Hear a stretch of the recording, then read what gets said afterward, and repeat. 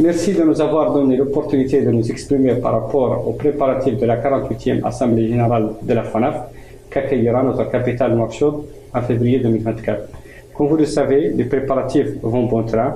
Les dispositions nécessaires ont été minutieusement prises à tout niveau de la chaîne organisationnelle.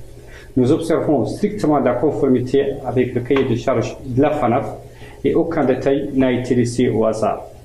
Dans notre suivi, nous procédons régulièrement à des réunions avec les différentes commissions en charge de l'organisation de cet événement grandiose.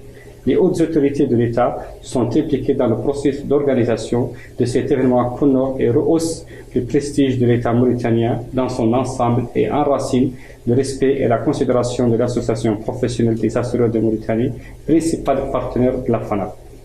Je note au passage que le bureau exécutif de la FANAF a effectué 2 visites d'évaluation et a été reçu lors de ces 2 visites par les autorités concernées.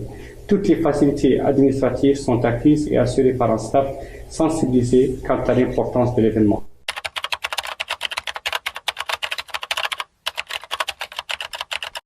Déjà par son thème central, l'assurance au service du développement économique et social de l'Afrique, l'édition de Nouakchott vise à mettre l'accent sur le rôle de l'assurance dans la dynamique socio-économique du continent.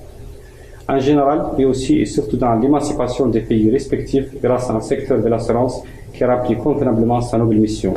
En effet, aujourd'hui, l'importance de l'assurance est légèrement dissimulée à cause du manque de vulgarisation de l'assurance et des informations relatives à ce secteur noble, pourtant prépondérante dans le système économique en général. Le secteur de l'assurance reste peu attractif car la connaissance de ce secteur se limite dans les grandes lignes aux acteurs et aux courtiers en assurance alors que plusieurs métiers viennent se greffer à cela. Il est important même, voire indispensable, de communiquer sur la vivacité et le dynamisme de l'assurance. Le reflet de ce secteur innovant en plein essor ne mérite guère que rester confiné dans une dialectique aussi restreinte.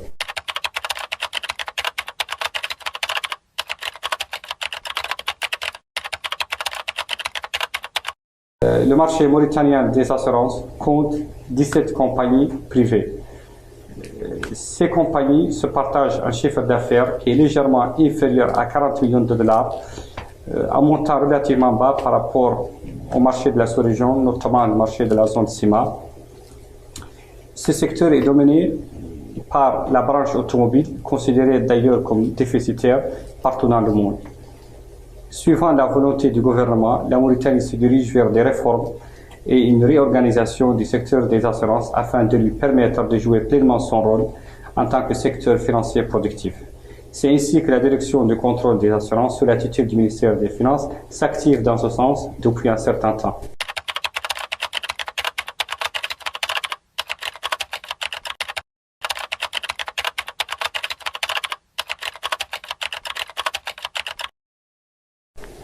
Je voudrais adresser un hommage spécial à nos hautes autorités qui ont investi leur confiance en notre association APAM par le soutien indéfectible à ses efforts d'organisation et d'accueil pour la 48e Assemblée générale de la FANAF, qu'abritera la capitale Nouakchott pour la première fois.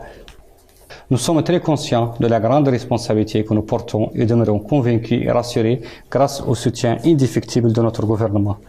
Je voudrais adresser notre message aux participants étrangers qui visiteront la Mauritanie pour participer aux assises de la 48e Assemblée générale de la FANAF en leur assurant que la Mauritanie est une terre d'accueil et d'hospitalité légendaire. Je voudrais, avant de finir, adresser nos remerciements sincères à tous ceux qui nous ont soutenus, notamment le président de la République, son Excellence Mohamed Ould Cheikh Ould Ghazouani, les autorités du gouvernement et les services spécialisés, particulièrement la direction du contrôle des assurances, le président de l'Union nationale du patronat mauritanien, M. Mohamed Zeyn Abidine Ould Cheikh Ahmed, pour sa confiance, sans oublier le président de la FANAF, son bureau exécutif et son secrétariat général qui ont contribué largement aux préparatifs et à l'organisation de cet événement sur lequel nous portons un grand espoir.